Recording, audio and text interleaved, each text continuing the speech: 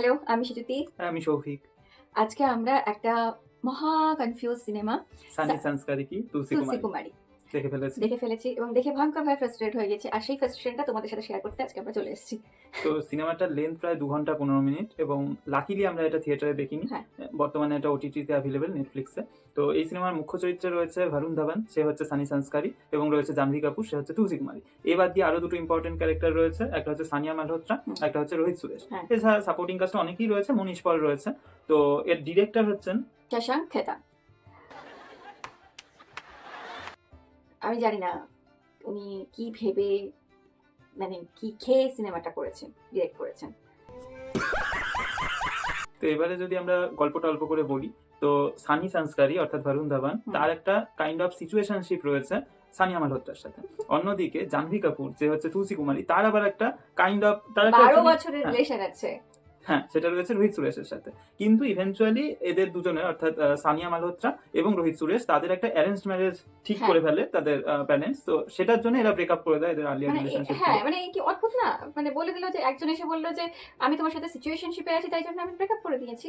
আরেকজন আবার গিয়ে বললো না না, বাড়ি থেকে মানবে না তাই জন্য আমি মানে আমার প্যারেন্টসকে হার্ট করবো না তাই জন্য আমি 12 বছর সম্পর্ক ভাগিয়ে দিয়ে বিয়ে করছি। এই মোটামুটি একটা সিনেমার শুরু। ঠিক আছে, এরপরে যেটা ঘটবে, এরা দুজন তো বিয়ে করতে চলে গেল। এবারে ভারুণ ধাওয়ানের খুব দুঃখ, জাহ্নবী কাপুরেরও খুব দুঃখ। তো এরা দুজন মিলে প্ল্যান করবে যে না, আমরা বিয়ে ভাঙতে যাব। তো তারা যাবে। তারপরে কি তারা সত্যি বিয়ে ভাঙতে পারবে, এবং তাদের কি আগের রিলেশনশিপ গুলো আবার জোড়া লাগবে, নাকি নতুন কিছু সূত্রপাত ঘটবে? তো এইটা জানার জন্য আপনাদের সিনেমাটা দেখতে হবে। কিন্তু আপনাদের না জানলেও চলবে, আপনাদের জীবনে আরো গুরুত্বপূর্ণ কাজ আছে বলে আমরা বিশ্বাস করি। তো আপনারা সেই গুরুত্বপূর্ণ কাজগুলো করবেন, এটা আপনাদের জানবার প্রয়োজন নেই। আর যেটুকু সব থেকে বড় কথা, এটা দেখ, জানার আলাদা করে কিছু নেই, কারণ মুভিটার নামের মধ্যে এটার কি বক্তব্য সেটা রয়ে গেছে। সানি সংস্কারি কি তুলসী কুমারী, অর্থাৎ সানি সংস্কারি এবং তুলসী কুমারী এদের দুজনেরই মিল হবে। এটা মানে মুভির নামের মধ্যে মুভি স্পয়লার দেওয়া আছে, সেখানে আমরা এক্সট্রা করে স্পয়লার দিচ্ছি, সেটা তো কিন্তু এমন কিছু নয়। তো প্রেডিক্টেবল। যাই হোক, তো আমরা এবারে ভালো দিক খারাপ দিকে আসি। ভালো দিক খুব খুব খুব সীমিত। প্রথম যেটা ভালো দিক, সেটা হচ্ছে যে সমস্ত অ্যাক্টর অ্যাক্ট্রেসদের প্রচন্ড গ্ল্যামারাস দেখতে লাগে। লুক অ্যান্ড ফিল ওয়াইজ ছবিটা বেশ সুন্দর, খুব সুন্দরভাবে, মানে ভিজুয়ালি স্টানিং আর কি। এবং সুইটেবল বেশ কিছু লোকেশনসে শুটিং রয়েছে, সেই জায়গাগুলো ক্যামেরা অ্যান্ড এডিটিং এর কাজ বেশ সুন্দর। ব্যাস এটুকুই রয়েছে, এর থেকে বেশি আমরা কিছু এর মধ্যে কোডস খুঁজে পাইনি। এছাড়া আরো একটা ভালো দিক রয়েছে যেটা আমি জোর করে টেনে এনেছি।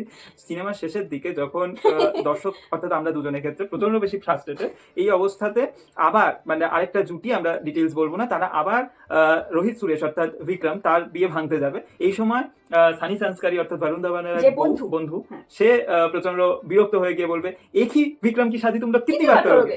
এইটা দেখে আমরা আমাদের যে মনের দুঃখটা, মানে দুঃখ না, ফ্রাস্ট্রেশন, আমাদের দিলকে টুকরে সে লিখতে হওয়া চাঁদ আলফাজ, সে বলে গেল আর কি তার বন্ধুটা। তো এটা দেখে আমরা খুব আনন্দ পেলাম সেই মুহূর্তে। তো আরেকটা যদি কেউ এদের দ্বারা উপকৃত হয়ে থাকে, সেটা হচ্ছে নার্কোটিক্স ডিপার্টমেন্ট। কেননা ওরা কিছু প্রবাবল সাসপেক্ট খুঁজে পাবে যে যারা কিছু খেয়ে দেয় আর কি সিনেমাটা বানিয়েছে। তো ওই নার্কোটিক্স ডিপার্টমেন্টের কিছু অফিসার প্রমোশন পেতে পারে। এই ব্যতীত আমাদের কাছে এই সিনেমার জন্য কোনো ভালো দিক নেই। তো চলে আসা যাক ডিরেক্টলি বিশাল বড় একটা লেন্দি লিস্ট অফ খারাপ দিকে। হ্যাঁ, তার মধ্যে প্রথমেই হচ্ছে অ্যাক্টিং আর স্ক্রিন প্লে। মানে আমি যদি প্রথমে স্ক্রিন প্লেটা বলি, বা আমি যদি গল্পটাই, মানে অ্যাকচুয়ালি বলতে, গল্পটার কোনো স্টোরি লাইনই নাই, কিচ্ছু নেই। মানে কি যে গল্পটায় বলতে চাইলো, গল্প আর সিনেমাটা কেনই বা বানালো আমরা বুঝতে পারলাম না। কি যে দেখাতে চাইলো, একজন একজনের সাথে সিচুয়েশনশিপে, একজন একজনের সাথে রিলেশনে, সেখান থেকে তারা আলাদা হয়ে গেল, দিয়ে আবার কেমন এটা যেন একটা জিগজ্যাগ খেলার মতো চলতে থাকলো, মানে পুরোটাই কনফিউজ। এই ওর সাথে ওর সাথে, সে তার সাথে না হলো না, ওর সাথে ওর সাথে, মানে ফ্রাস্ট্রেশন লেভেলটাকে একদম পিকে নিয়ে চলে গেছে। যাই হোক, এইসব তো আছে। তারপরে আরেকটা জায়গাতে, এবং অ্যাক্টার্স জায়গা, অ্যাক্ট্রেস সবাই কনফিউজড। কারণ হ্যাঁ, এটার মধ্যে একটা যেরকম জাহ্নবী কাপুরের যে চরিত্রটা, জাহ্নবী কাপুর একটা সময় দেখাচ্ছে যে এট এ টাইম ও দুজনকেই ভাবছে, বরুণ ধাওয়ানকেও ভাবছে, রোহিত সুরেশকেও ভাবছে, হ্যাঁ ওকেও ভাবছে, দুজনকেই ভাবছে ও। মানে এটা কি করে পসিবল? এটা তো পসিবল হতে পারে না। তো এই সমস্ত জিনিসপত্র দেখে আমাদের একদমই মানে গল্পটাই গোটাটা মনে হয়েছে যে লিখেছে সে ভজবর্ণ, এবং যে ডিরেক্ট করেছে, এখানে আমি বলবো অ্যাক্টর অ্যাক্ট্রেসের তুলনাও ডিরেক্টর যে তার রেসপন্সিবিলিটি অনেক বেশি। কারণ তুমি অ্যাক্টর অ্যাক্ট্রেসকে যে রোলে যেভাবে কাজে লাগাবে বা যেভাবে করাবে, তারা সেইভাবেই জিনিসটা অ্যাক্ট করবে। তার এবারে যদি অ্যাক্টরদের পারফরমেন্সের কথা আসা যায়, প্রথমেই ভারুণ ধাওয়ান, সে রীতিমতো ওভার অ্যাক্টিং কি দোকান হয়ে উঠেছে। তো তার কিন্তু ভালো পারফরমেন্স আমরা রিসেন্টলি পেয়েছি, অক্টোবর, বদলাপুর, তারপর ভেরিয়া, এইসব হুম। সিনেমাতে আমরা খুব সুন্দর অ্যাক্টিং হ্যাঁ। দেখতে পাই বরুণ ধাবানের। তো সে যে অ্যাক্টিং জানে না তা মোটেই না, তার মধ্যে ক্যাপাবিলিটি রয়েছে, কিন্তু তাকে ঠিকভাবে ইউজ ইউজ করা করা হয়নি। হয়নি। সেম জিনিস জাহ্নবী কাপুরেরও, তার রিসেন্ট কিন্তু 2-4টে সিনেমায় সে অনেকটা ইমপ্রুভ করেছে, হুম। কিন্তু অ্যাগেইন এই সিনেমায় তাকে কিছুটা ধ্যায়াতে দেখা যায়। হুম। তবে কম্পারেটিভলি রোহিত সুরেশ এবং সানিয়া মালহোত্রা অনেকখানি বেটার। তবে আমাদের অ্যাগেইন একই বক্তব্য যে মূল দোষটা হচ্ছে ডিরেক্টরের। হুম। এরপরে যদি আরেকটা বিষয় আসা যায়, সেটা হচ্ছে যে সিনেমায় কন্টিনিউয়াসলি মিউজিক চলছে, মিউজিক ডান্স, মানে অল্প 5 মিনিট করে কিছু ঘটনা ঘটছে, তারপরে মাঝখানে একটা করে গান ঢুকিয়ে দেওয়া হচ্ছে, যার কোনো সারবত্তা নেই, কোনো প্রয়োজনীয়তা নেই, জোর জবরদস্তি ঢুকিয়ে দেওয়া হচ্ছে। একটা জায়গায় তো হোলিরও একটা ডান্স হ্যাঁ, সিকোয়েন্স মানে ঢুকিয়ে দেওয়া একটা হয়। দেখানো হচ্ছে যে একটা বিয়ের ইভেন্ট চলছে। এখানে বিয়ের ইভেন্টটা দেখা হচ্ছে, এবার মানে দেখানো জাস্ট অ্যাকচুয়ালি এটার কোনো মানে গভীরতাই নেই সিনেমাটার। দেখানো হচ্ছে যে একটা বড় লোকের বিয়ে হচ্ছে, সেখানে একটা বিয়েতে কি হোলি খেলা হয় কোনোদিনও দেখেছিস? আমি তো দেখিনি।